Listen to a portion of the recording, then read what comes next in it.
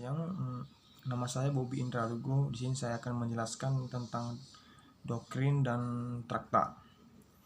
Langsung aja. Di dalam ilmu hukum, doktrin didefinisikan sebagai pendapat para ahli hukum terkemuka yang dijadikan dasar dalam pelaksanaan hukum, dalam melaksanakan pengambilan keputusan. Beberapa berikut ini merupakan pengertian hukum menurut doktrin menurut ahli hukum sekaligus dijadikan sebagai dasar hukum. Yang pertama menurut Abdul Qadir Muhammad, yaitu menjelaskan bahwa hukum merupakan semua peraturan baik itu tertulis dan mempunyai sanksi tegas pada pelanggar hukum. Dan kedua, menurut Sunaryanti yang menjelaskan hukum merupakan tidak menyangkut kehidupan pribadi seseorang dalam masyarakat, tetapi menyangkut dan mengatur sebagai aktivitas manusia dalam hubungannya dengan yang lain.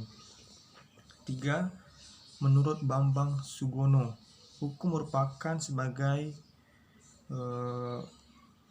subordinasi atau produk dari kepentingan politik. Contoh doktrin menurut bagiannya.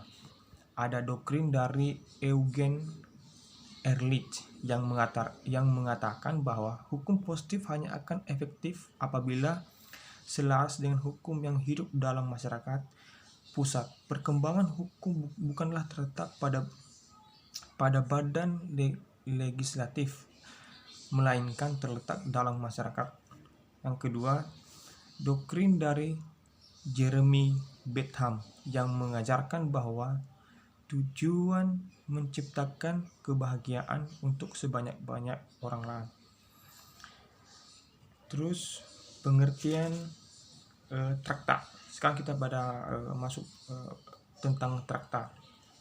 Traktat adalah perjanjian yang dilakukan oleh kedua negara atau lebih yang dituangkan dalam bentuk tertentu untuk membuat suatu perjanjian atau perdamaian dengan negara lain.